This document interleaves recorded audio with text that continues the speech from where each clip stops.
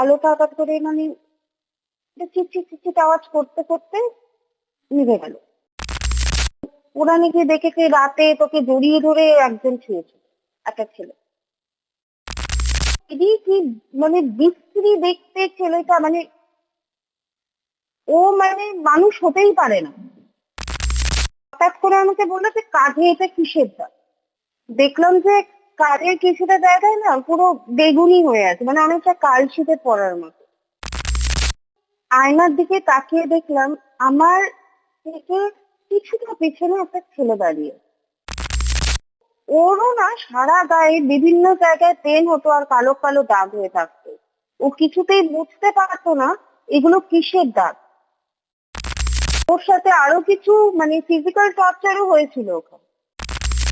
মনে হলো আমি মানে কিসের টানে আমি জানি না, আমি ওই ঘরের মধ্যে ঢুকে গেলাম।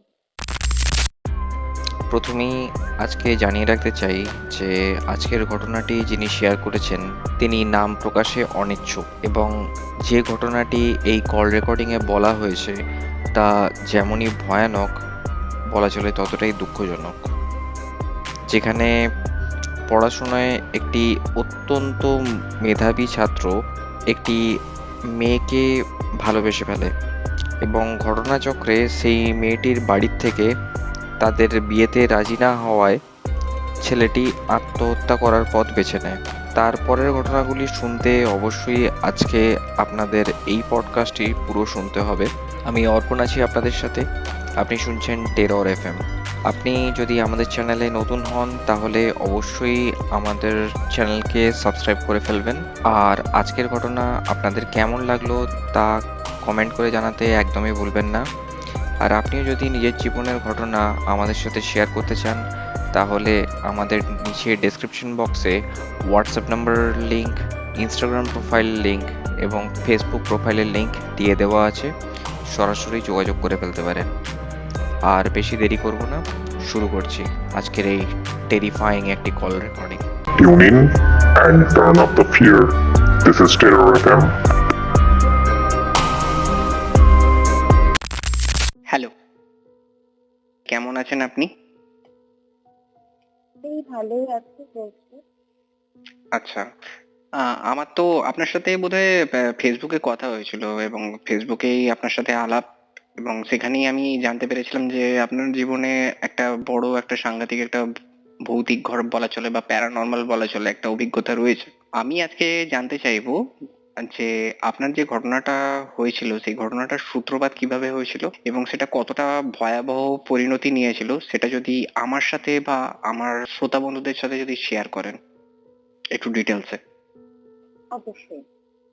হুম। মানে অনেকে আমাকে জিজ্ঞেস করেছে কোনো লাইফে এমন কোনো ঘটনা ঘটেছে কিনা, কারণ অনেকে জানে অল্প ব্যাপারটা।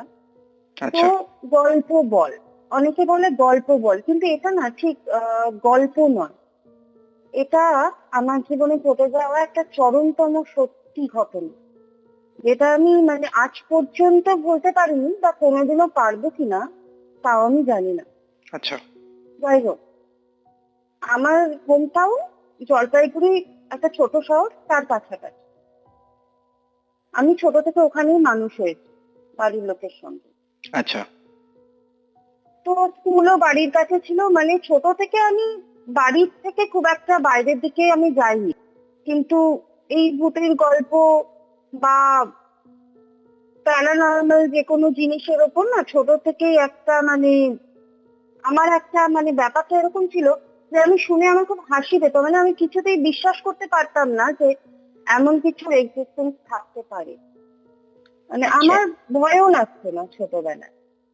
তো আমি মাঝে মাঝে আমার ফ্রেন্ডসদের বলতাম যে কি রে বল, ভূতের গল্প বল, এইভাবে। তো যাই হোক, আমি যখন কলেজে পড়ি তখন এমন একটা কথা কানে এসেছিল যে আমাদের কলেজের ভূত আছে। আচ্ছা। কারণ আমাদের কলেজের পেছনে মানে একদম ব্যাক সাইডটায় আহ ওখানটায় খুব মানে অন্ধকার অন্ধকার টাইপের, আর গা ছমছমেও বেশ। তো এটা অনেকের মুখেই শোনা যে ওখানে একটা পুরোনো ক্লাবও আছে। তো সেই ক্লাবটাই নাকি পুরো ভূতেদের পুরো আড্ডাখানা। মানে আমি কোনোদিনও নিজের চোখে দেখিনি যদিও, কিন্তু এটা প্রচুর জনের কাছে শুনেছি। তো আমি নিজেও যাওয়ার চেষ্টা করেছিলাম ওখানে। আচ্ছা। যাই হোক, আমাদের এই কলেজ, মানে যে কলেজের কথা বলছি সেই কলেজের পেছনের দিকে না একটা অনেক পুরনো ক্লাব ছিল। আচ্ছা। তো মানে এই ক্লাবটা প্রায় ইস্ট ইন্ডিয়া কোম্পানির আমলে। আচ্ছা।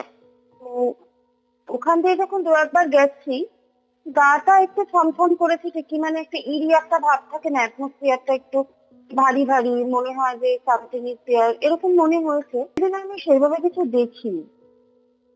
অনেকে বলেছে যে কলেজের পেছনে একটা ওয়াশরুম আছে পেছনের দিকে, তো সেই ওয়াশরুমটা আগে আহ সাহেবরা যারা থাকতেন, ওই যে ক্লাবটা ছিল সাহেবদের, তাদের একটা মনোরঞ্জনের ঘর ছিল।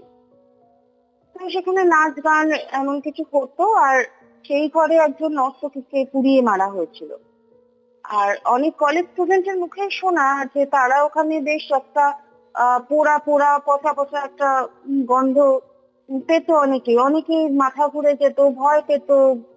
তো কিন্তু আমার সবসময় মনে হয়েছিল এগুলো সব সাইকোলজিক্যাল, কারণ আমি এমন কোনো গন্ধ কোনোদিনও পাইনি। তো কাজেই এই ধরনের ঘটনাগুলো পরপর করতে মানে শুনি কিন্তু কিছু দেখতে পাই না। তো আমার বিশ্বাসটা মানে পুরোপুরি উঠে গেছে যে এমন কিছু হতেই পারে না। তো অনেকবার আচ্ছা। প্ল্যান চেটেও করেছি, কোনোদিনও কোনো কিছুতে মানে বিশ্বাস করতে চাইতাম না আমি যে এমন কিছু অস্তিত্ব আছে। তো যাই হোক, কিন্তু আজকের দিনে দাঁড়িয়ে এমন একটা ঘটনা আমি ভাবতেও পারি। তো মূল ঘটনা যেটা আমার সাথে ঘটেছিল সেটা আমি বলছি। সালটা ছিল 2012। আচ্ছা। আমি নর্থ বেঙ্গল ইউনিভার্সিটির মাস কমিউনিকেশনের থার্ড সেমিস্টারের স্টুডেন্ট। সেই সময় আমার ইউনিভার্সিটি শিলিগুড়ি থেকে কিছুটা এগিয়ে শিব মন্দির নামে একটা মোড় আছে, এটা হচ্ছে দার্জিলিং ডিস্ট্রিক্টের আন্ডারে পড়ে। ওই জায়গাটা হচ্ছে রাজা রামমোহনপুর অ্যাকচুয়ালি।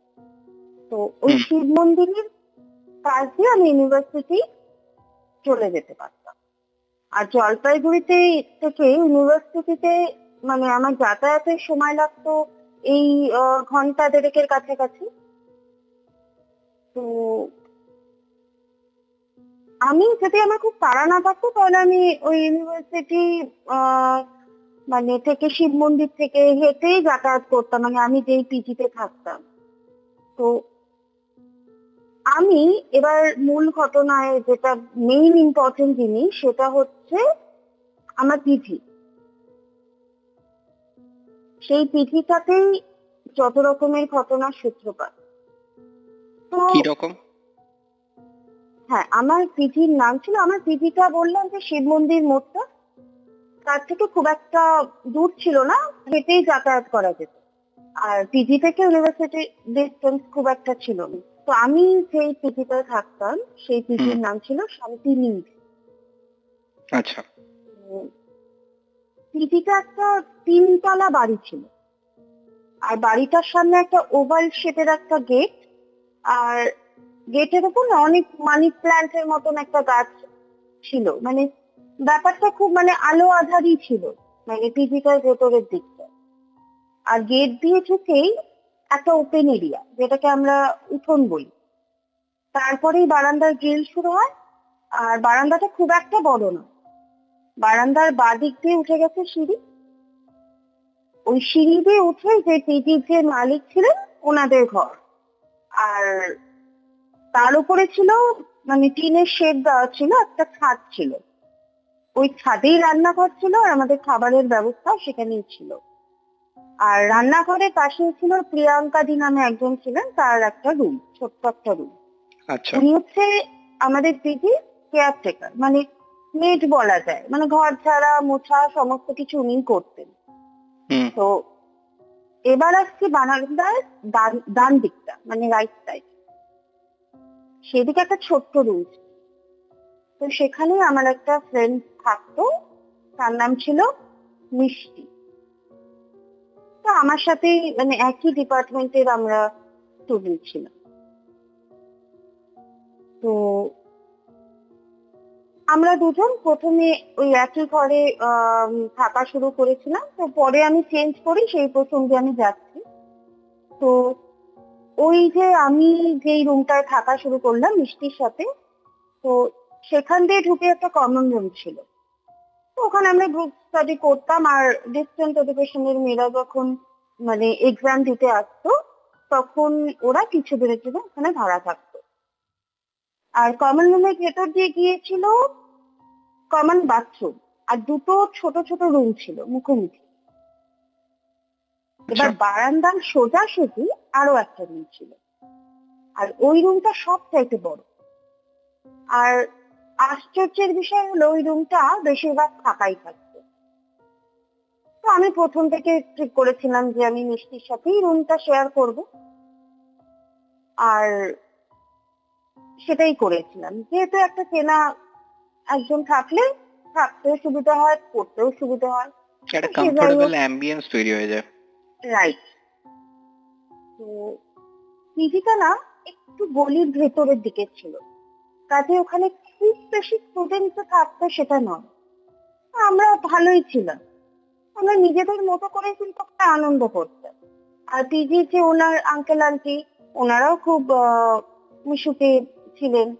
তো ওনাদের একটা পেট ডগও ছিল। তো আমাদের সবার সাথে একটা খুব ভালো একটা বন্ডিং ছিল সবার। কিন্তু মাঝে একটা ছোট্ট গন্ডগোল হয়ে যায়, এটা কি মিষ্টির সাথে আমার একটা ছোট গন্ডগোল হয়ে যায়।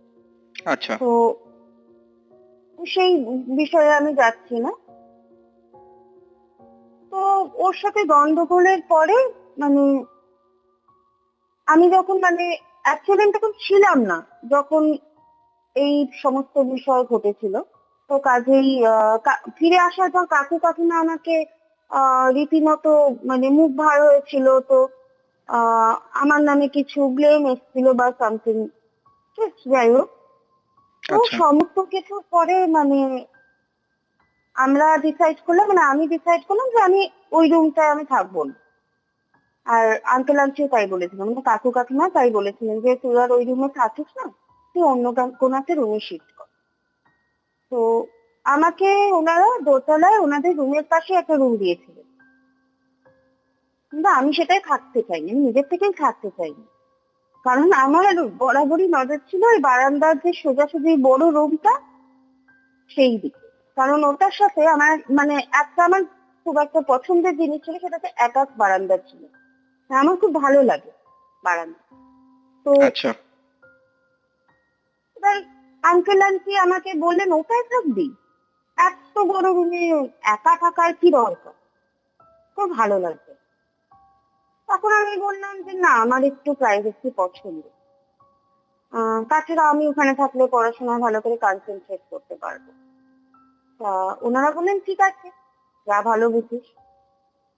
যদিও মানে ওনারা চাইছিলেন না যে আমি ওই রুমটায় থাকি।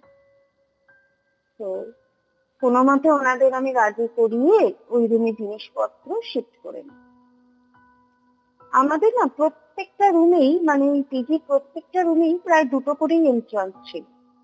মানে ভেতরের দরজাটা কমন রুমে যে উঠতো, হুম। মানে ওই যে এন্ট্রান্স গুলো মানে সেকেন্ড এন্ট্রান্সটা ছিল, একটা বাইরে দিয়ে ভেতরে ঢোকা যেত, মানে যেখান দিয়ে আমরা বারান্দা দিয়ে ঢুকছি, আর ভেতরের হুম। দিকে একটা দরজা ছিল, এটা কিন্তু কমন রুমে গিয়ে উঠতো। প্রত্যেকটা রুমে তাই ছিল। আর আমার বেডটা ছিল মানে আমি যে রুমে থাকা শুরু করলাম সেই রুমে যেহেতু বারান্দা ছিল, সেজন্য ওই রুমটিতে তিনটে দরজা ছিল। মানে একটা মেইন বারান্দা দিয়ে এন্ট্রান্সের দরজা, একটা হচ্ছে ভেতরে প্রাইভেট একটা বারান্দা ছিল সেটার দরজা, আর কমন রুমে যাওয়ার দরজা। আর আমার বেডটা ছিল ওই যে মানে অ্যাটাচ যে বারান্দাটা ভেতরের দিকে, সেই একটা জানলা ছিল তার পাশে, তার পাশেই আমার বেডটা রাখা ছিল। মানে সিঙ্গেল বেড যেমন থাকে হস্টেল বেড গুলো। হুম। তো আর ওই বেডটাই আমার কেন জানি না এতগুলো অনেকগুলো বেড ছিল, মানে যেহেতু বড় রুম ছিল, প্রায় 4-5টার মতো বেড খালি পড়েছিল, কিন্তু আমার ওই ডেস্কটাই পছন্দ হয়েছে। তো ওখানেই আমি নিজের জিনিসপত্র সব মানে শিফট করে ওখানেই গুছিয়ে নিই। আহ, কিন্তু কি মানে রুমটা না সবই ঠিক ছিল, কিন্তু কিছু কিছু সমস্যা মানে বারবার হতো। যেমন তোমার লাইট খারাপ হয়ে যেত, ফ্যান নষ্ট হয়ে যেত, আচ্ছা। যতবারই ঠিক করানো হচ্ছে মানে লাইট বারবার আমি আঙ্কেল আন্টিকে বলতাম যে দেখো না লাইটটা মানে এরকম টপ করছে, মানে পড়তে অসুবিধা হতো। তো ওনারা ঠিক করিয়ে দিতেন, ফ্যানও তাই ঠিক করিয়ে দিতেন, কিন্তু বারবার কন্টিনিউয়াসলি লাইট ঠিক করলে 2 দিন ঠিক থাকতো, তারপর আবার দেখে নষ্ট হয়ে যেত। আমি প্রথম প্রথম খুব একটা পাত্তা দিইনি, কিন্তু একই জিনিস কন্টিনিউয়াসলি হতে থাকলে তো মানে একটা সন্দেহর সূত্রপাত হয়, তাই না? তো হুম। আমি ওই মেয়েটি যে ছিল মিষ্টি, ওকে সরাসরি জিজ্ঞাসা করেছিলাম এই ব্যাপারে। তো কারণ ও আমার অনেক আগে থেকেই পিজিতে থাকতো, তো ওর কাছেও না আমি সেরকম কোনো রেসপন্স পাইনি। তো ওখানে আরো কয়েকজন মেয়ে থাকতো, যেমন পূজা, অদিতি, দেবযানী, ওরাও কিছু তেমন এই ব্যাপারে বলতে পারে। আর বললেও মানে জানি না, বলতে পারবো না বলে ওরা ঠিক ইগনোর করতো ব্যাপারটাকে। আচ্ছা। তো আমিও তারপর আবার মানে এই ব্যাপারে পাত্তা দেওয়া বন্ধ করে দিই, যে সবাই যখন ব্যাপারটাকে এত ক্যাজুয়ালি নিচ্ছে, তো আমি কেন ওর মধ্যে পড়বো, দেখা যাক কি হবে। তো সামনে এক্সাম, পড়ার আর মানে উপায় তো ওই ঘরে তো থাকে না আমার, কারণ ঘরের আলোটা মাঝে মাঝে কি হয় চিটচিট আওয়াজ করতে থাকে, তাকে নিতে চায়। হুম। তো সেই দিন এমন একটা জিনিস হলো যে আলোটা হঠাৎ করে মানে চিটচিট চিটচিট আওয়াজ করতে করতে নিভে গেল, পুরো অন্ধকার ঘর। আমি একা এক কোণে বসে আছি। না, তখনও কিন্তু আমি ভয় পাইনি। মোবাইলে টর্চ চালাতে গিয়ে দেখি চার্জের অভাবে ফোনটা সুইচ অফ হয়ে আছে। তো পুরো ঘরময় পুরো ঘুটঘুটে অন্ধকার, মানে কিছু নিজের ছায়াটাও দেখা যাচ্ছে না। মানে একটা অন্ধকারের মধ্যে বোঝা যায় না যে হাত পা বা কিছু ফার্নিচার থাকলে একটা কালো একটা শ্যাডো পড়ে, তো সেটাও দেখা যাচ্ছে না, এতটাই অন্ধকার ঘর। হুম। আর ঘরটা এমন জায়গায় ছিল আমার যে দিনের বেলাতেও না আলো ঢুকতো না। মানে আমাকে দিনের বেলায় কোনো কাজ করতে গেলে সবসময় আলো জ্বালিয়েই কাজ করতে হতো। তো এতটাই অন্ধকার মানে ছিল ঘরে, আমি রীতিমতো চিৎকার করে ডাকতে থাকি মিষ্টিকে, পূজাকে, কিন্তু কেউ কোনো রেসপন্স করে না। আর ইমার্জেন্সি যে লাইট গুলো থাকে আমাদের, সেটা আমাদের হাতে সামনে ছিল না। আচ্ছা। মানে কোনো মতে আমি মানে পুরোটাই অনুমানের উপর ভিত্তি করে আমি রুম থেকে বেরোই। হুম। তো মিষ্টির রুমে গিয়ে দেখলাম ও নিজের মতোই কিন্তু পড়ছে। মানে এবার আশ্চর্যের ব্যাপার হলো, মানে আমি ওদের এত চিৎকার করে ডাকলাম, কিন্তু অদ্ভুত ভাবে ওরা না আমার কেউই আমার কোনো আওয়াজই শুনতে পায়নি। না, আমি সেদিন একটু অবাক হয়েছিলাম। তো পরের দিন আমি যখন ক্লাস করতে যাই, কিছুতেই আমার মন বসছিল না। আর মানে মানে ম্যাডাম পড়িয়ে যাচ্ছে নিজের মতনই, মানে আমার বিরক্ত লাগছে রীতিমতো। তো যখন ক্লাসটা শেষ হয় ফাইনালি, তো আমি আমাদের ডিপার্টমেন্টের যে এইচওডি, উনি খুব ফ্রেন্ডলি ছিলেন আর সবাইকে খুব হেল্প করতেন। তো সেই স্যারের রুমে আমি যাই। তো আমি ওনাকে গিয়ে বলি, স্যার আপনার সাথে আমার কিছু কথা ছিল, মানে একান্তই মানে ব্যক্তিগত ব্যাপার। তো আচ্ছা। যেহেতু স্যার আগে বললাম যে খুব ফ্রেন্ডলি ছিলেন আর মানে এখনো ফ্রেন্ডলি উনি, তো ওনার কাছে না যে কোনো সাজেশন সলিউশন সবই পাওয়া যেত, মানে সবাই পেত। তো আমি স্যারকে গিয়ে বললাম যে স্যার আমার সাথে না কিছু মানে অদ্ভুত অদ্ভুত ঘটনা ঘটে। হুম। পুরোটা আমি খুলে বলি যে এই কয়দিন আসার পর থেকে, রুম চেঞ্জ করার পর থেকে কি কি হচ্ছিল ওই আলো যেটা ব্যাপারটা, তারপর আমার গলার আওয়াজ, মানে কেউ আমার ডাক শুনতে পেলো না, তো সেই ঘটনাগুলো আমি স্যারকে আমি তুলে বলি। তো স্যার আমাকে মানে তখন বললেন যে আমি তো এ বিষয়ে তেমন কিছু জানি না, তবে আহ বোলপুরে কঙ্কালীতলা নামে একটা শ্মশান আছে, তো আমি শুনেছিলাম যে ওই শ্মশানে আলো লাগানো হলে সেটা নষ্ট হয়ে যায় বা কেটে যায়, কোনো না কোনো ভাবে বাল্বটি নষ্ট হয়ে যায়। তোমার ঘটনার সাথে মিল আছে কিনা দেখ। কিন্তু মানে উনি হেসেই বললেন, একরকম মানে বুঝতে পারলেন যে উনি ব্যাপারটাকে খুব একটা সিরিয়াসলি নেন। তো হুম কিন্তু ফ্যান খারাপ হওয়ার ঘটনাটা ঠিক আমি বলতে পারবো। তো স্বাভাবিকভাবে মানে আমার তো এটা শুনে আমার স্যাটিসফ্যাকশন নিশ্চয়ই হয়নি, কারণ মানে আমি যেটা উদ্দেশ্য নিয়ে আমি ভেবেছিলাম কোনো আমি সাজেশন বা সলিউশন পাবো, তো সেটা আমি পাইনি। তো কাজে আমি মানে অনেকটা উৎকণ্ঠা নিয়ে টিভিতে ফিরে, তো সেই দিন আর এইসব নিয়ে আমি বিশেষ কাউকে খাটাইনি। মনটাও আমার সেদিন ভালো ছিল না। তো যাই হোক, এতটাই মানে ভেতর ভেতর একটা গুমোট ভাব লাগছিল, মানে কখনো আহ মানে মাথাটা ভার হয়ে যাচ্ছে। একাই ছিলাম ঘরে আমি।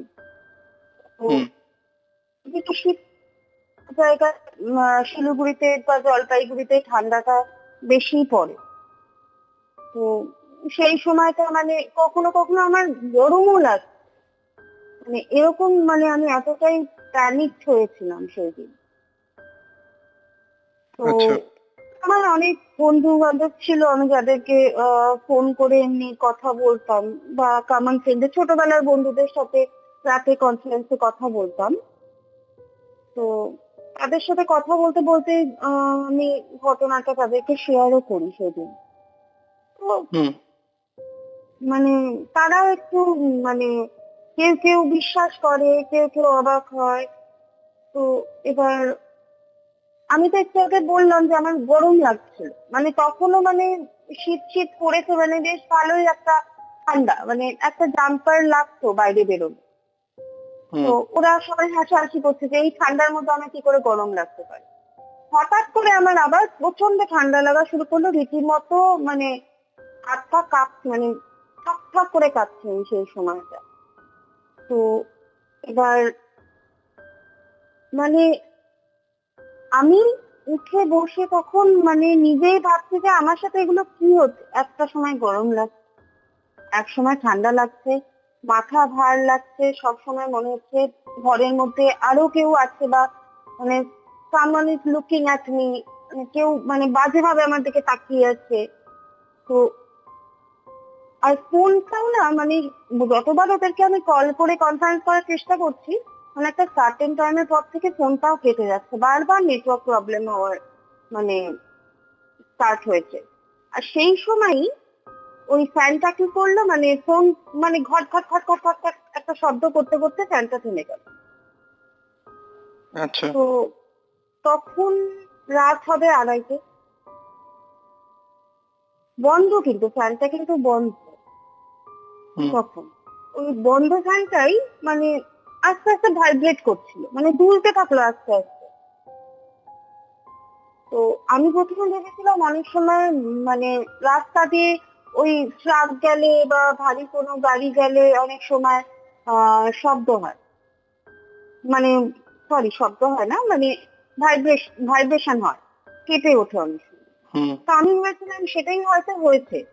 কিন্তু ওই কানা গলিতে, মানে একটা সরু ছোট্ট গলিতে তো বাস আর ট্রাক ঢোকার কোনো সম্ভাবনা নেই, তো কাজেই ওটা তো হতেই পারে না। আর সেটা গেলেও তো মানে সেরকম হলে তো আমার বেডটাও কাঁপতো, বা অন্য কিছু ফার্নিচারও কাঁপতো, শুধুমাত্র ফ্যানটা কেন কাঁপতো? মানে আমি না ফট করে বিছানা থেকে উঠে আমি মানে আহ, নামতে যাই, মানে ভয়ের চেপে যে আমি নেমে ওই রুম থেকে বেরোবো, মানে একটা পুরো নিস্তব্ধ একটা টিভিতে ওরকম একটা আওয়াজ, খটখট খটখট আওয়াজ হচ্ছে। মানে একটা অদ্ভুত পরিবেশ, একটা গুমোট ভাব সারা ঘরে। আমি পাটা যেই নামিয়েছি আমি জানি না আমার কি মনে হলো, মানে পা দুটি আমি কেমন জানি মনে হলো মানে অথই জলের মধ্যে আমি তলিয়ে গেলাম। তারপর আমার আর মানে মনে নেই। আমার যখন ঘুম ভাঙে তখন বেলা 12টা বাজে, সকালের খাবারও খাইনি, আর রুম ভেতর থেকে বন্ধ ছিল, সবাই দেখেছে, আমি উঠিও নি, সবাই দেখে মানে ক্লাসে চলে গেছে। আমি যখন ঘুম থেকে উঠলাম তখন আমি দেখলাম আমি নিচেই শুয়ে আছি, মানে আমি বিছানায় নেই, আমি নিচে শুয়ে আছি, without any pillow, without anything. আমি নিচেই ঘুমোচ্ছি রীতিমতো। আর একটা গিটার ছিল আমার, আমার একটা ফ্রেন্ড আমাকে বার্থডেতে গিফট করেছিল, সেই গিটারটা আমার একটা টেবিল ছিল, সেই টেবিলের উপর রাখা ছিল, সেটা নিচে পড়ে আছে। তো আমি ভাবলাম হয়তো স্বপ্ন টপ্ন দেখে স্ট্রেস ছিলাম বা কিছুতে, মানে সাবকনসিয়াস মাইন্ডে এগুলো দেখেছি, তো ওই জন্য আর কি পড়ে গেছিলাম বা ঘুমের মধ্যে পড়ে গেছি, সামথিং এরকম কিছু হবে। তো হুম। গিয়ে আমি উঠে কোনো মতে ফ্রেশ হয়ে দেখলাম যে মানে মিষ্টি রুমেই ছিল, মানে ক্লাসে যায়নি। তো আমি স্নান টান করে এসে ঠাকুরকে ধূপ দেওয়ার জন্য টেবিলের সামনে গেলাম। আশ্চর্যের ব্যাপার, যেখানে আমি মানে ম্যাচ বক্সটা রাখি সেই ম্যাচ বক্সটাই নেই ওখানে। অথচ আমি যখন স্নান করতে যাই তার আগে আমি মানে নিজে চোখে দেখে গেলাম যে ম্যাচ বক্সটা ল্যাপটপের উপরেই রাখা আছে। তো আমি ভাবলাম যে হয়তো মিষ্টি নিতে পারে কোনো দরকারে, তো আমি ওর রুমে যাই। তো ওর রুমে গিয়ে আমি বলি যে তুই কি আমার ম্যাচ বক্সটা নিয়েছিস? তো ও বললো না না, আমার তো আমার ম্যাচ বক্স আছে, আমি তোরটা কেন নিতে যাব। আবার আমি রুমে ফিরে দেখি অদ্ভুত ভাবে ম্যাচ বক্সটা তখন ল্যাপটপের উপরে রাখা। আর সেই সময় মানে সেই ফ্লোরে আমি আর মিষ্টি ছাড়া কেউ ছিল না। হুম। আমি তখনও ভাবতে থাকি এই ধরনের প্র্যাঙ্ক আমার সঙ্গে কে করছে, কারণ আমি স্নানে যাওয়ার আগে দেখলাম ম্যাচ বক্সটা ল্যাপটপের উপর রাখা। আমি খুঁজতে গেলাম, ফিরে মানে এসে দেখলাম নেই, সরি স্নান থেকে এসে দেখলাম নেই ম্যাচ বক্স। বেরিয়ে যখন আবার রুমে আসি তখন দেখি সেম জায়গায় রাখা। তো আমার নিজেরই না কোনো সময় মনে হচ্ছে আমি কি ভুল দেখছি, মানে আমি তো হ্যালুসিনেট করছি, মানে আমি ভয় পাচ্ছি। তো তো যাই হোক, ঠাকুরকে ধূপ দিয়ে আমি মানে পড়তে বসা শুরু করি আবার। মানে যেই সাবজেক্টের এক্সাম ছিল সেটাই পড়ার জন্য আমি খাতাটা নিই, নোট কপিটা। কিন্তু নোট কপি আমি যতই মানে পেজ উল্টাচ্ছি আমি দেখছি পেজের মধ্যে হিজিবিজি দাগ কাটা, মানে আমি নোট কিছু পাচ্ছি না, শুধু উল্টে পাল্টা দাগ দাগানো, মানে স্ক্রিবলিং করা সারাটা খাতায়। আমি এতটা ভয় পেয়েছি আমি খাতাটা ছুঁড়ে ফেলে দিই। সবকটা আর পেজে শুধু এটা হিজিবিজি কাটা?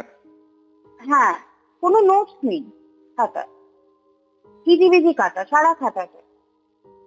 আচ্ছা। আমি যখন ছুঁড়ে ফেলি খাতাটা তখন সেটা গিয়ে না মিষ্টির পায়ের কাছে গিয়ে পড়ে, মানে ও তখন আমার রুমেই ঢুকছে। ও আমাকে বলে তুই কি করছিস নাকি, তুই কি পাগল হয়ে গেছিস, জিনিসপত্র ছুঁড়ে ফেলছিস কেন? তো আমি ওকে বললাম যে ওটা দেখ, কোনো নোট ফোট কিছু নেই, সব কি সব হিজিবিজি আঁকা কি সব লেখা, আমি কিছু বুঝতে পারছি না। তো ও পাতা উল্টে বলতে তুই মাথা চোখ দুটোরই ট্রিটমেন্ট করা। তো আমি তখন খাতাটা ওর কাছ থেকে নিয়ে ওর হাত থেকে নিয়ে মানে দেখছি যে সত্যি তো মানে সবই তো আছে না, মানে আমি কি ভুল দেখলাম, কিন্তু আমি কিন্তু স্পষ্ট দেখেছি, মানে আমি কি হচ্ছে আমি বুঝতে পারছি না। মানে তখনও আমার মানে কোন রকম অতিপ্রাকৃত বিষয়ে বিশ্বাস করবার ইচ্ছে কিন্তু তখনও করছে না। মানে বারবার মনে হচ্ছে ওসব কিছু হয় না, এক্সাম স্ট্রেস, মানে কিন্তু মন মানে হয় না যে মাথা এক কথা বলছে মন এক কথা বলছে, ওরকম একটা বিষয় আমার সাথে ঘটে যাচ্ছে। মানে মনে একটা খুঁতখুঁতানি চলছে। এক্স্যাক্টলি, মানে না পারছি আমি বিশ্বাস করতে, না পারছি না বিশ্বাস করে থাকতে। তো যাই হোক, সেদিন রাতে আবার সেই একই, মানে রাত হলো কিনা হলো আবার ফ্যানটা নড়তে আরম্ভ করলো। তো আমি ওদিকে তাকাইনি, মানে মাইন্ডটাকে ডাইভার্ট করার জন্য ওদিকে আমি তাকাইনি। কানে আমি হেডফোন গুঁজে আমি পড়াশোনা নিয়ে ফ্রেন্ডসদের সাথে আলোচনা করছিলাম, গ্রুপ স্টাডি করছিলাম। তো মানে ফোনে। তো আমার একটা ফ্রেন্ড ছিল, সেও আমার সাথে, আমার একটা বান্ধবী, মানে পড়তো একই ডিপার্টমেন্টে। তো আমরা একসাথে গ্রুপ স্টাডি করতাম রাতে। তো সে হস্টেলে থাকতো। এবার সারা রাত পড়তাম। তো যখন ওই ভোর ভোর একটু ভোরে গেল উঠলো, তখন মানে অ্যাকচুয়ালি মানে সেই দিন মানে ও তো একসাথে আমরা সারাক্ষণ ফোনে পড়ি না, কিন্তু যেহেতু আমি ভয় পেয়ে গেছি সেটা ওকে বলতে পারছি না। মানে মানে আমার ইচ্ছে ছিল যে ওকে সারাটা রাত আমি আমার সাথে ফোনে কথা বলবে। মানে ওই মেয়েটার নাম ছিল আর কি সোনা। মানে ও কথা বলবে আমার সাথে, তাহলে আমি একটু মাইন্ডটাকে ডাইভার্ট করতে পারবো, আমি এই সমস্ত বিষয় নিয়ে ভাববো। তো সেই জন্য ওকে আমি জাগিয়ে রাখি ভোর পর্যন্ত, মানে একসাথে পড়েই গেছি।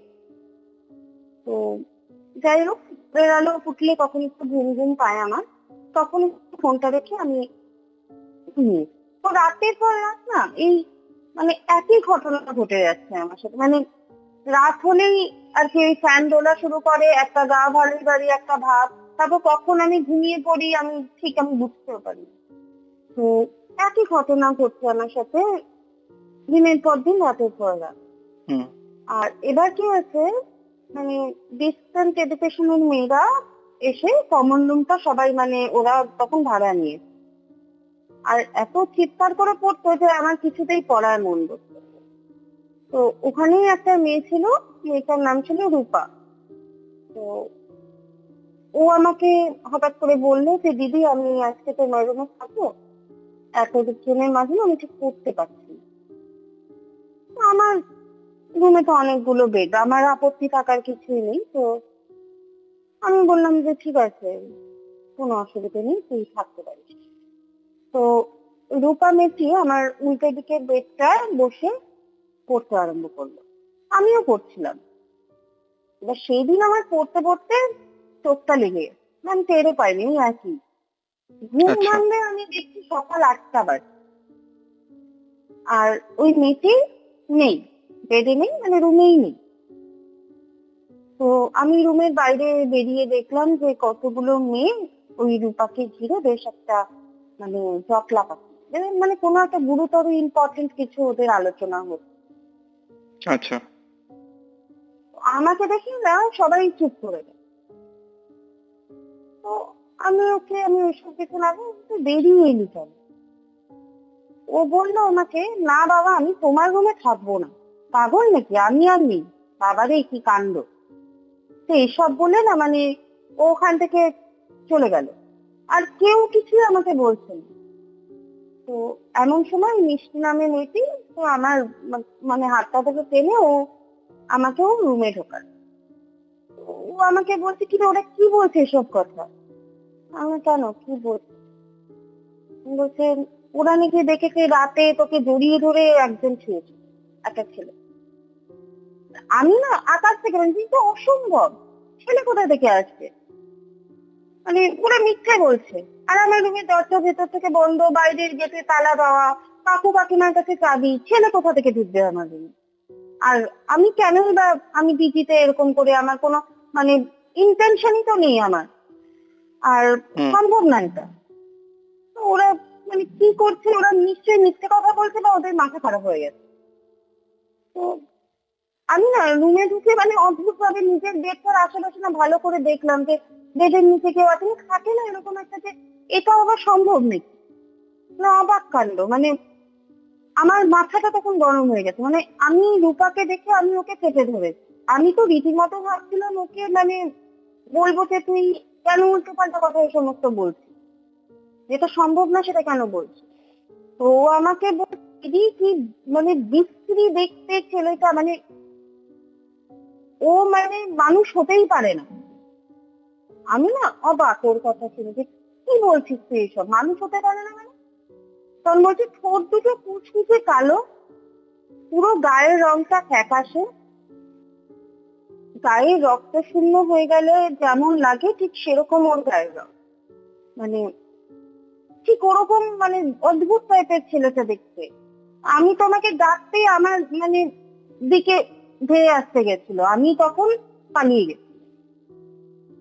আমি না ওর কথা শুনে ঠিক করলাম যে আমি পুরোটা মানে জেনেই ফেলবো যে কি হচ্ছে ব্যাপারটা আমার সাথে। এগুলো তো নর্মাল জিনিস নয়। বা রূপাও বা কেন হঠাৎ করে মিথ্যে কথা বলবে, ওর কি হুম। ইন্টেনশন? ও না আমি ওর কোনো ক্ষতি করেছি, না আমি ওকে আগে থেকেছি। তো ওর কথা শুনে মানে রূপার কথা শুনে আমি সেদিন ঠিক করেছিলাম যে আমি মানে আমাকে পুরোটা জানতেই হবে। তো আমি মানে যেভাবেই হোক আমি এর একটা মানে কি হচ্ছে আমার সাথে, এটা নর্মাল তো ঘটনা নয়, এটা আমি শেষ দেখেই ছাড়বো। তো আমি আমার ডিপার্টমেন্ট থেকে 3টে ট্রাইপড আর 4টে ক্যামেরা নিয়ে এলাম।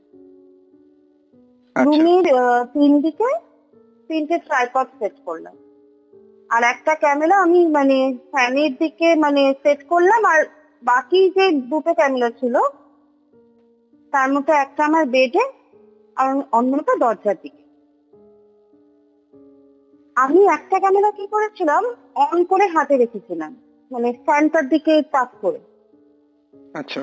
তাজ্জব ব্যাপার, মানে ক্যামেরার ব্যাটারি শেষ হয়ে গেল। মানে আমি শুয়েছিলাম, পড়ছিলাম ক্যামেরাটা হাতে নিয়ে ফ্যানের দিকে অন করে, ব্যাটারি শেষ হয়ে গেল কিন্তু ফ্যান কিন্তু কাঁপলো। যখন সবগুলো ক্যামেরা অফ হয়ে গেল তখন ফ্যানটা কাঁপলো।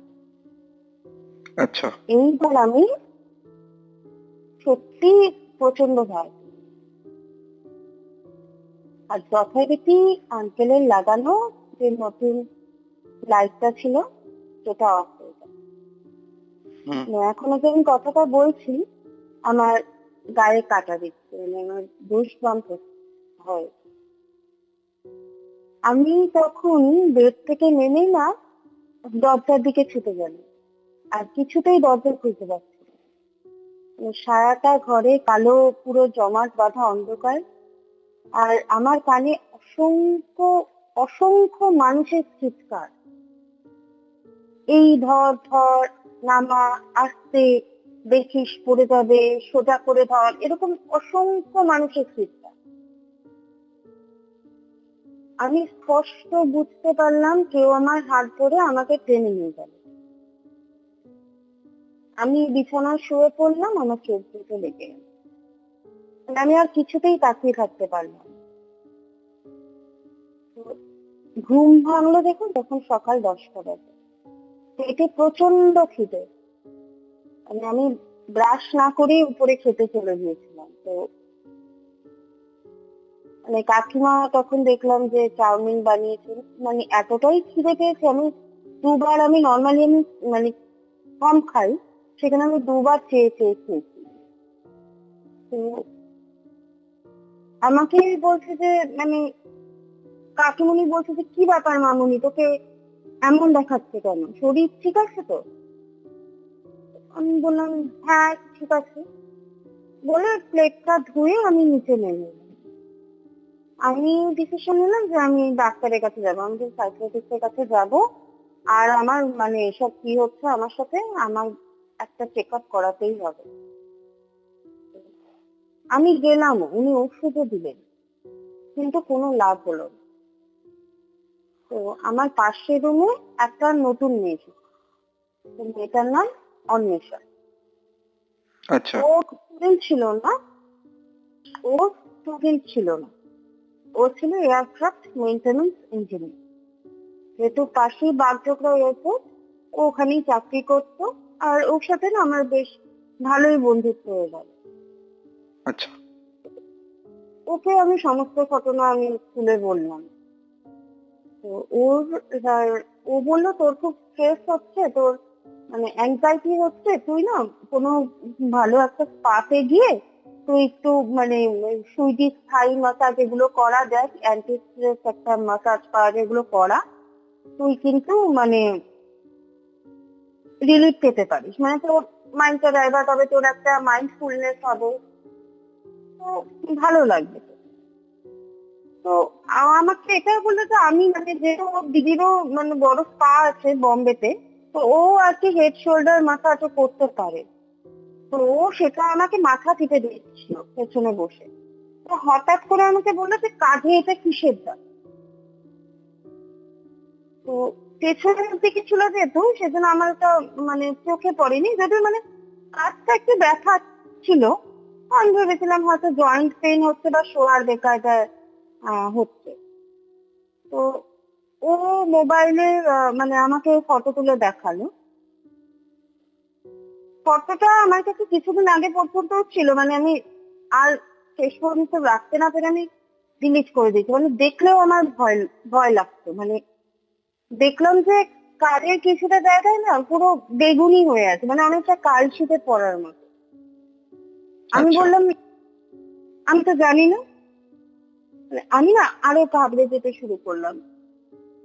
মানে এবার আমার সবকিছুতেই ভয় করছে, মানে উঠতে বসতে খেতে সবসময় মনে হচ্ছে মানে রুমে একটা কেউ আছে এবং সে আমার জন্য অপেক্ষা করে আছে।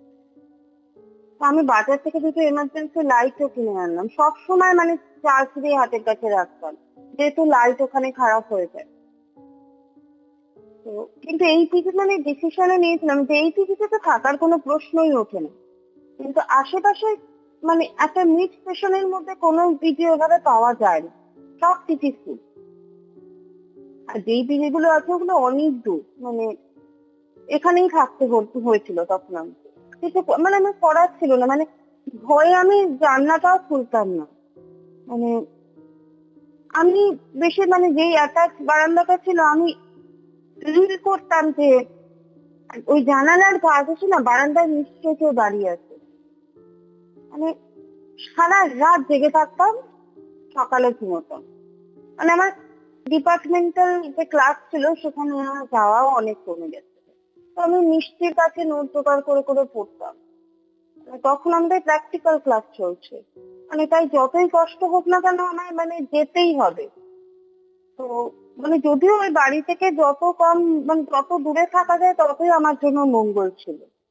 কিন্তু একটা তো শরীর খারাপের একটা ব্যাপার হয়, মানে সারা রাত জেগে থাকতে হতো, দিনে ওইটুকু ঘুম, মানে তারপর ক্লাস করা। তো খুব আমার মানে শারীরিক ভাবে আমি খুব ক্লান্ত হয়ে পড়েছিলাম।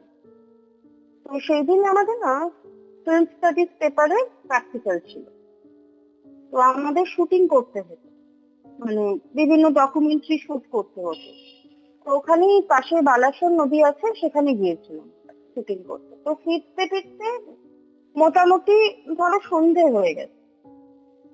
তো আমি রুমে ফিরে ফিরে মানে টাওয়েল আর ফেস ওয়াশটা নিয়ে ওয়াশরুমে আমি ঢুকে গেছি তখন। তো আর ওয়াশরুমটা ছিল আমার রুমের যে ভেতরের দরজাটা যেটা কমন রুমে খুলতো সেই রুমের পাশেই, মানে দরজা দিয়ে বেরিয়ে ওয়াশরুমের দরজা।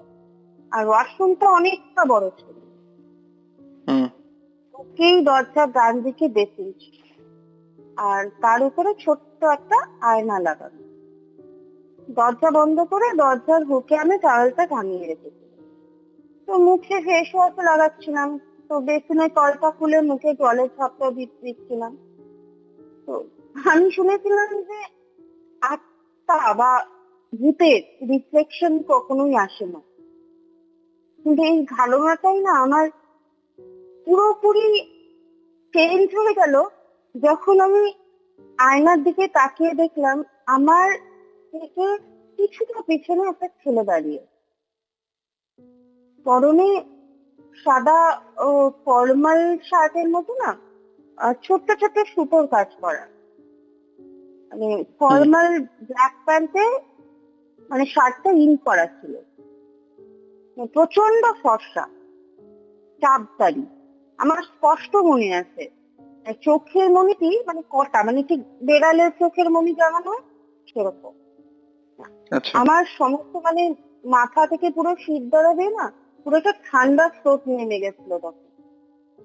মানে আমি মনে প্রচন্ড সাহস নিয়ে বেসিনের কলটা বন্ধ করি, ওয়াশরুম থেকে বেরোই দরজাটা খুলে, মানে পেছনে না তাকিয়ে দরজার লাইট বন্ধ করি, মানে আমি পেছনে তাকাইনি। মানে ঠিক যখন নিজের রুমে দরজার কাছে কাছে আসি আমি ধপ করে পড়েছি, জ্ঞান হারিয়ে ফেলি। তো পিজির সব মেয়েরা আমাকে দেখে তখন ছুটে এসেছিল। তো আমার মুখে চোখে জলের ছাপটা দিয়ে তো আমার জ্ঞান ফেরা। আমি তখন ওদেরকে বলতে চেষ্টা করি যে আমি কি দেখেছি বাথরুমে। তো ওরা আমাকে থামিয়ে দিয়ে বলে, তোর আগে যে থাকতো এই রুমে, তার নাম ছিল দিয়া, তুই তাকে দেখিয়েছিস। দিয়ার সাথেও না এই এক জিনিস ঘটেছিল, তাই ও পিজি ছেড়ে হস্টেলে চলে যায়। তুই ওর সাথে একবার কথা বলে দেখতে। আমি সেই দিনের পর থেকে রাতে ওই রুমে আর যেতাম না। মানে সন্ধ্যে 5টা বেজে গেলেই, মানে বিকেল 5টার পরে, শীতকাল যখন ছিল মানে অন্ধকার হয়ে যেত, আমি কমন রুমে বই খাতা চাদর সব নিয়ে চলে আসতাম। তো একদিন আমি ইউনিভার্সিটিতে দিয়াকে আমি পেয়েও যাই, মানে ও সায়েন্স বিল্ডিং এর সামনে দিয়ে যাচ্ছিল। তো ওকে আমি জিজ্ঞেস করাতে না, মানে অনেক রকম আমাকে ঘটনা বলে বলে ওই রুমে একটা ছেলে ভূত আছে। তো দিয়া ঠিক মানে এই কথাগুলো বলে যে ও যখন ওই রুমে থাকতো তখন ও একাই থাকতো আমার মতো। তো প্রথম প্রথম ও কিছু বুঝতে পারেনি, তবে একদিন হঠাৎ করে রাতে ওর ঘুম ভেঙে যায়। ও ঘুম থেকে উঠে দেখেছিল নাকি ও সমস্ত জামা কাপড় চারিদিকে ছড়ানো। তো সেগুলো এসে আবার গুছিয়ে রেখে জল খেয়ে শুয়ে পড়ে। ভোরবেলায় উঠে আবারও দেখে সমস্ত জামা কাপড় মেঝেতে ছড়িয়ে আছে। মানে এবারও ওঠে, যখন একটু ভয় লাগতে শুরু করে তখন ও আঙ্কেল আন্টিকেও জানায়। তো ওরা না ব্যাপারটা ওই একই, কোনো একটা খুব একটা ইন্টারেস্ট দেখানি। তো ও ও পরে একদিন দেখেছিল ঠিক রাত 2টোর পর থেকেই, মানে এই একই রকম যেমন আমি মানে দেখতে পাই ফ্যানটা আপনা আপনি নড়তে শুরু করে। তো ও ভেবেছিল যে ভূমিকম্প, কিন্তু তারপরে ভেবেছে ভূমিকম্প হলে তো শুধু ফ্যান নয়, সবকিছুই ভাইব্রেট, তো সবকিছুই কাঁপবে। আর রুমের লাইট তো বারবার খারাপ হতোই, যেটা আমার সাথে হচ্ছে। মানে আর তখন অন্য কোনো রুমও ছিল না যে ও শিফট করে যাবে। আর মানে এত মানে কম ভাড়ার পিজি থাকতেও পারছিল না। তো কাজেই মানে ওর যেহেতু আর্থিক অবস্থা খুব একটা ভালো ছিল না, তাই মনে ভয় থাকলেও ওর মানে পিজিটা চেঞ্জ করার উপায় ছিল না। তো ওরও না সারা গায়ে বিভিন্ন জায়গায় পেন হতো আর কালো কালো দাগ হয়ে থাকতো।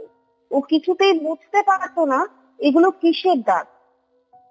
ও তারপরে একদিন বাথরুমে আয়নায় ও আমার মতন একটা ছেলেকে দেখে। তো আমি যেমন স্টিল দাঁড়িয়ে থাকতে দেখেছিলাম, ও দেখেছিল ছেলেটা হাত বাড়িয়েছিল। তো আচ্ছা। ও দেখি সেই দিনই পিজি পিজি ছেড়ে পালিয়ে যায়। মানে আর কখনো ওই পিজিতে মানে পাও রাখিনি। মানে ওর ও এই কথাও বলেছে যে পিজিতে এখনো এমন অনেক কিছু জিনিসও রাখা আছে, ও বলছে ওখানে থাকুক, আমি আনতেও চাই না। মানে পরে আমি পার্সোনালি আরেকজনের কাছে জানতে পেরেছিলাম যে ওর সাথে আরো কিছু মানে ফিজিক্যাল টর্চারও হয়েছিল ওখানে। মানে ওর কিরকম? মানে অনেক আপত্তিজনক মানে শরীরের জায়গাতেও ওরকম দাগ পাওয়া গেছিল, বিভিন্ন রকম কালশিটের দাগ। আঁচড়ের তো দাগ পাওয়া গেছিল কি? আঁচড়ের দাগ আমার আমার হয়েছে, আঁচড়ের দাগ আমার হাতে পাওয়া গেছে। আচ্ছা। আমার বাঁ হাতে আঁচড়ের দাগ পাওয়া গেছে এবং সেই দাগটা এখনো পর্যন্ত আমার স্পষ্ট, আমি তাকিয়ে দেখতেও পাচ্ছি। তো ও আমাকে জানাতে চাইনি বলে আমি আর সেটা নিয়ে খুব একটা মানে ওকে বলিনি পরে যে আমাকে ডিটেলসে জানাতে। তো আমি তো হুম বুঝেই হুম। গেলাম যে এগুলো নিছক মানে কারোই এগুলো হ্যালুসিনেশন নয়, মানে সত্যি এমন কিছু আছে যা আমার জানার বাইরে। হুম। আমি মিষ্টি আর পিজির যে মেয়েরা ছিল, তো আমরা কয়েকজন মিলে ঠিক করি যে এইসবের না মানে একটা পার্ট আমরা খুঁজে বের করবো। মানে কিন্তু কিভাবে আমি বুঝতে পারি না। তো আমরা কমন রুমে সবাই মিলে বসে না বিভিন্ন রকম আলোচনা করতে থাকি। তো এমন সময় কমন রুমে বসেছিলাম, তো হঠাৎ করে কান্নার আওয়াজ পেয়েছি, আমি প্রত্যেকে পেয়েছি, এবং সেটা একটা পুরুষ মানুষেরই কান্নার আওয়াজ, আর ওই ঘর থেকেই আসছে। মানে আমাদের কারোই তখন ক্ষমতা নেই যে ঘরে ঢুকে দেখবো যে মানে কে কি হচ্ছে ব্যাপারটা, মানে সবাই স্ট্যাচুর মতন বসেছিলাম আমরা। তো আমি আর মিষ্টি সাহস করে দরজার সামনে গিয়ে দাঁড়াই। স্পষ্ট মানে আমাদের কানে এই কথাটা আসে যে ঘরের ভেতর থেকে কেউ বলছে, তুমি এসেছো, তুমি এসেছো, কোথায় তুমি, আমি কখন থেকে অপেক্ষা করছি, তুমি ঘরে এসো, তুমি কোথায়। আমি আরো না রীতিমতো কয়েক পা পিছিয়ে যাই, আর নাকেও একটা বিচ্ছিরি গন্ধ আসে। মানে আমি মিষ্টির হাত ধরে মানে রীতিমতো টেনে নিয়ে আসি ওকে, মানে ও মানে একদম মানে হতবাক হয়ে যেতে, কি হচ্ছে এটা। তো আমরা রাতে খাওয়া দাওয়ার পরে আঙ্কেল আন্টিকে মানে আরো একবার বলবো বলে এই ব্যাপারটা নিয়ে ঠিক করি। তো আমি কমন রুমে বসেছিলাম, তো বাকি সব রুমই মোটামুটি ভর্তি। তো মিষ্টির কিছু কাস্টমার ফোন কল ছিল, তো সেই কারণে আর কি ও নিজের রুমে কথা বলতো, সেই জন্য আমি ওর প্রাইভেসি হ্যাম্পার না করে আমি ওই কমন রুমেই বসেছিলাম সেই দিন রাতে। আর বসে বসে না মানে একা একা তো নিজের মাইন্ড ডাইভার্ট করার চেষ্টা করছিলাম। আমি কাউকে ফোনও করিনি, মানে কিছুক্ষণের মধ্যে দেখলাম যে সব ঘরে সবার আলো নিভে গেল।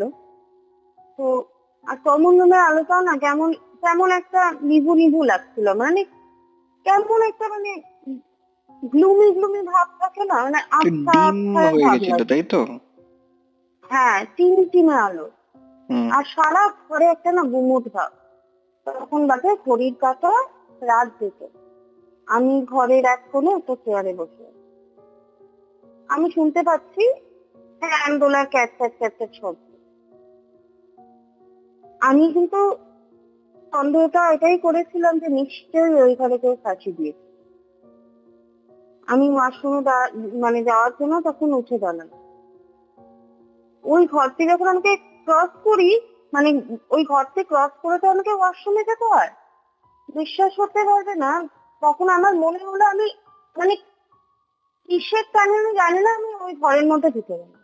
মানে কেউ আমাকে টানলো নাকি আমি নিজের থেকে ঢুকলাম, মানে এতটাই তাড়াতাড়ি ঘটেছিল ঘটনাটা, আমি বুঝতে পারিনি। আর ঘরে ঢুকে মানে আমি তখন কি করবো, আমি তখন হাতে না আলো মানে লাইট জ্বালাবো, সুইচ করতে শুরু করলাম। আর পাশে ইমার্জেন্সিটা ছিল, সেটাই জ্বালিয়ে। কোথাও কেউ নেই। মানে ঘরের দরজা বাইরে থেকে lock। কিভাবে ঘরে ঢুকলাম সেটাও আমি জানি না। মানে আমি যে দরজা মানে ধাক্কাচ্ছি, মানে বাইরে থেকে কেউ লক করে চলে গেছে, মানে কেউ খুলছে না। মানে আমি তো ধরেই নিয়েছিলাম এই ঘর থেকে চিৎকার করলে তো কেউ আমার কথা শুনতে চায়ও না, মানে আমি আজকে একটা কিছু হয়ে যাবে আমার। মানে আমি কন্টিনিউয়াসলি দরজাটাও ধাক্কাচ্ছি, তো হঠাৎ করে ঘরের একা একাই লাইট চলে গেছে। আর আমি না কুঁকড়ে একদম একদম মানে কুঁকড়ে গিয়ে দরজা ঠেসে দাঁড়িয়েছি। আমি আবারও স্পষ্ট দেখলাম আমার সামনে একটা ছেলে পায়চারি করছে। মাঝে মাঝে আমার দিকে তাকিয়ে হাসছে, ওই ছোট কুচকুচে কালো রঙের। মানে রূপা ঠিকই দেখেছিল, মানে একদমই ফ্যাকাশে গায়ের রং। মানে আর তারপরে সেই একই জিনিস হয়, মানে ঘুমে আমার চোখ লেগে যায়, আমি মাটিতে শুয়ে ঘুমিয়ে যাই। পরদিন আচ্ছা। সকালে দরজার সামনে আমার মোবাইল পড়ে থাকতে দেখে পূজা নামে একটা মেয়ে ছিল সেই রুমের দরজা খুলে, মানে ও দেখে আমি মাটিতেই শুয়ে আছি। ঘুম থেকে তুলে আমাকে কমন রুমে নিয়ে আসে, মানে আমি প্রচন্ড ভেতর থেকে উইক হয়ে পড়েছিলাম।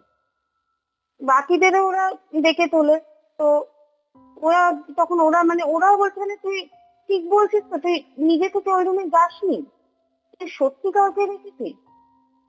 আর তখন রীতিমতো আমার রাগ হয়ে গেছে, মানে আমি মানে এখন কি করে বোঝাবো, আমি বলছি না আমার সিজোফ্রেনিয়া নেই, মানে আমার কোনো মানসিক রোগও নেই, কিছু নেই। আমি দরজাটা বাইরে থেকে লক ছিল, ভেতর থেকে নয়, সন্দেহের কিছু নেই। আমি সত্যি এসব দেখেছি, মানে রাগের থেকে আমি বলেছি যে এতবার জিজ্ঞাসা করছে কেন আমাকে, আমি তো মিথ্যে কথা বলছি না। তো ওরা তখন বুঝতে পারে যে না আমি মানে হাইপার হয়ে যাচ্ছি ব্যাপারটা নিয়ে, তো ওরা হাঁটায়নি আমাকে। তো আমি না সেদিন মানে দুপুরে কাকু কাকিমাকে না মানে আঙ্কেল আন্টিকে ইচ্ছে করেই আমি প্রশ্নটা করি যে আচ্ছা তোমরা ভূতে বিশ্বাস করো? এবার শোন, যদি মানে নর্মাল আমি যদি তোমাকে প্রশ্ন করি তুমি ভূতে বিশ্বাস করো, তুমি বলবে হ্যাঁ করি বা না করি না, এরকম টাইপের তো কিছু একটা উত্তর হবে, তাই তো? হুম। ওনারা কি বললেন, না না এখানে কোনো ভূত নেই, এখানে আমরা অনেক যজ্ঞ করিয়েছি, নিজেদের রক্ত দিয়ে এই বাড়ি আমরা বেঁধেছি, এখানে ভূত থাকতেই পারে না। আচ্ছা। মানে ভয় না মানুষকে আসল কথাটা বলিয়ে ছাড়ে, মানে সত্যিটা না সত্যি কখনো চাপা থাকে না। মানে আমার প্রশ্নটা তো খুব সিম্পল ছিল, তার উত্তর তো এটা হয় না। তো অবশ্যই। আমি বুঝতে পারি ওনারা কিছু লুকোচ্ছে। তো আমরা 5 জন ছিলাম পিজিতে। তো রাতারাতি মানে এই পিজি ছেড়ে বেরিয়ে যাই সেদিন। সেদিন শিব মন্দিরে একটা অন্নপূর্ণা নামে একটা লজ আছে, সেই লজেই আমরা 5 জন থাকি। মানে 2 দিন পরে আমরা মানে আমি আর মিষ্টি শিফট হয়ে যাই হচ্ছে আমাদের ইউনিভার্সিটির একজন দাদা ছিল তার বাড়িতে। তো হুম। মানে বাড়ির এন্ট্রান্সে ঢুকে বিশাল শিব মন্দির দেখে মানে আমাদের একটু আমরা আশ্বস্ত হই যে বাকি সেমিস্টার গুলো আমরা এখানেই মানে দেবো এবং ভালো নাম্বার নিয়ে মানে ওখানেই ছিলাম, ওখান থেকে আমরা এমএ পাস করেছি। তো যাই হোক, হুম। তো সেটা পরের ঘটনা। তো আমাদের যেদিন কনভোকেশন হয় পাস করার পরে, সেদিন ওই যে দাদাটা ছিল রনিদা, সে আমাদেরকে আলাদা করে নিয়ে গিয়ে কিছু কথা বললো। তো বললো, বুনু তোরা চলে যাবি, খারাপ লাগছে কিন্তু তোদের কিছু কথা বলতে চাই। আগে তোরা যেই পিজিতে থাকতি সেটার ব্যাপারে কিছু জানিস? আমরা বললাম না, তবে ভুতুরে কিছু অভিজ্ঞতা হয়েছে। তো রনিদা তখন একটা মানে রীতিমতো একটা দীর্ঘশ্বাস ফেলে, তখন বলে শোন তবে। আমরা খুব মানে অবাক হয়ে যাই যে কি, মানে আমরা জানি না, এতদিন ছিলাম, মানে তার মানে সত্যি ওখানে ভূত ছিল। মানে আমরা কিছু ভুল, আমরা মানে পাগল নই আমরা, মানে এরকমই একটা আমাদের মধ্যে একটা ফিলিংস এসেছিল তখন। তো আমাদের রনিদা বললো যে ওই পিজিটা তোদের যে কাকু আর কাকিমা রয়েছেন ওনাদের বাড়ি নয়। তো আমরা আকাশ থেকে পড়ি যে কি বলছে মানে এইসব, তো ওনাদের বাড়ি নয় মানে ওনারা তো কখনো আমাদের এরকম কোনো কথা বলেননি। বলে যে না, ওনারা ওটা না লিজে নিয়েছেন, এর আগে বাড়িটা পুলিশ সিল করে দিয়ে গেছে। তো আমি আর মিষ্টি না দুজনের দিকে হা করে তাকিয়েছিলাম যে পুলিশ সিল করেছিল, এরকম তো আমরা কিছু মানে জানি না। তো তখন বললো হ্যাঁ, ওই বাড়িটা কিন্তু সত্যি পুলিশ কিন্তু সিল করে দিয়েছিল, কারণ ওই বাড়িটা আগে একটা আরবান হস্টেল ছিল। মানে আরবান হস্টেল মানে এটা প্রায় অনেকদিন আগের কথাই। তো হুম। মানে ওখানে কি ছেলে আর মেয়ে একসাথে থাকতো, মানে ওপরের তলায় মেয়েরা থাকতো, নিচের তলায় ছেলেরা থাকতো, এরকম কিছু একটা ছিল। হুম। ওই মানে ওটা বয়েজ হস্টেল ছিল মেইনলি, পরের দিকে নাকি মেয়েরা ওখানে ওপরে আলাদা করে থাকা ওদের ব্যবস্থা করা হয়। তো ওখানেই একটা ছেলে থাকতো, মানে এটা কিন্তু রনিদার ভার্সন আমি বলছি। ওখানে একটা ছেলে থাকতো, সেই ছেলেটা মানে খুবই নাকি ব্রিলিয়ান্ট ছিল, সেটার নাম ছিল দীপক। মানে আচ্ছা। হুম। ও খুব সাধারণ ছেলে ছিল, মানে ওর মধ্যে কোনো রকম স্মার্টনেস বা রকে আড্ডা মারা ছেলেদের মতো ছিল না। তো ও সবই ঠিকঠাক চলছিল। তো সেই ছেলে আফিফা নামে একটা মেয়ে প্রেমে পড়ে। সেই মেয়ে ছিল ভীষণ সুন্দর, আর দীপক ওকে মন প্রাণ দিয়েই ভালোবেসেছে। কিন্তু ওদের কারো বাড়ি থেকে এই সম্পর্কটা না মেনে নেয়নি। আচ্ছা। একদিন আসিফার বাবা মানে তার অসুস্থতার কারণে মানে ও হচ্ছে দেশের বাড়িতে নিজে, সে দেশের বাড়ির কোথায় ছিল সেটা আমি জানি না, সেটা আমাকে রনিদাও বলেনি। তো ও যে গিয়েছিল দেশের বাড়ি না, তারপর আর ফিরে আসেনি। মানে ওর জন্য মানে দীপক রীতিমতো পাগলের মতো করতো। মানে তখন তো টোনেরও চল ছিল না যে ফোন করে খোঁজ নেবে, আর কোনো মানে যোগাযোগ করার মতন কিছু ছিল না। মানে ও দীপক কি করতো, ওর কাছে সব মানে যতটা সম্ভব আসিফার খোঁজ নেওয়ার চেষ্টা করতো। হুম। 7 মাস পরে আসিফার এক বান্ধবী জানায় যে আসিফার বিয়ে হয়ে গেছে। আর ছেলেটা মানে সেদিন রাতেই শেষ হয়ে যায়। মানে যেই ঘরটায় আমি থাকতাম সেই ঘরটায় ও ফাঁসি দিয়েছে। তারপর থেকে মানে রনিদাই বলেছিল এই কথাটা যে যেই মেয়ে ওই ঘরে থেকেছে, দীপকের অতৃপ্ত আত্মা তাকে আফিফা ভেবে আপন করে নেওয়ার চেষ্টা করছে। মানে আমি বা মানে দিয়া প্রথম দ্বিতীয় নই। মানে আচ্ছা। ও ভাবতো কি ও অপেক্ষা করে থাকতো, মানে ওই যে আমি যে শুনেছিলাম যে মিষ্টিও শুনেছিল দরজার বাড়ি থেকে তুমি এসেছো, দেরি করছো কেন, বা আমি অপেক্ষা করে আছি, মানে এটা হচ্ছে রীতিমতো ও মানে ওর ফিলিংসটাই ছিল, মানে ও ভাবতো যে আফিফা একদিন ফিরে আসবে। কাজেই ওখানে মানে যেই মেয়ে থাকতো না ও মানে সেটাই ভাবতো, মানে তাই ধরে নেওয়া মানে হয়েছে। তো কিন্তু এটাও ঠিক, ও কিন্তু কোনোদিনও মানে কারো সেভাবে কোনো ক্ষতি করেনি। মানে দিয়ার শরীরে ওরকম দাগ পাওয়া গেছিল কেন আমি জানি না, কিন্তু আমার সাথে কিন্তু এই ধরনের জিনিস হয়নি। হাতের ওই একবার এক রাতে মানে আঁচড়টা ছাড়া, তো সেটা ওর দ্বারাই হয়েছিল কিনা বা অন্য কোনো ভাবে লেগেছে কিনা আমি বলতে পারবো না, আমি সত্যিই জানি না। তো হুম। আমরা না সমস্তটা শুনে মানে কেমন একটা মানে থম মেরে গিয়েছিল, মানে আমাদের না কারোই ঠিক ভালো লাগছিল না। মানে ওদের কথা, দীপক বা আসিফার কথা বারবার মানে বারবার আমাদের মনে পড়ছে। মানে আর তারপরেও না এই ঘুমের মধ্যে মানে আমরা অনেকদিনই মানে মিষ্টির সাথে এরকম হয়েছে, আমার সাথে হয়েছে, মানে আমরা তো অন্য পিজিতে থাকতাম তখন। হুম। তো আমরা না স্বপ্ন দেখতাম ওই দীপকের যে গোঙানি একটা কান্নার আওয়াজ, সেটা কিন্তু আমরা বহুদিন স্বপ্নে দেখেছি, ও দেখেছে আমিও দেখেছি। মানে শুনতেও পেয়েছি যে কেউ কাঁদছে ঘুমের মধ্যে, দেখেছি মানে ঘরে কোনে একটা ছেলে মাথা বুজে বসে আছে, মানে একই রকম ধরনের স্বপ্ন। আর সেদিন আমরা এটাও বুঝতে পারি যে ওই শান্তিনীদের ওই রুমটাতে মানে আমার বেডে তোষক তুললেই কেন মানে কাঠে খোদাই করা লাস্ট টাইমের মধ্যে B+A কথাটা লেখা ছিল।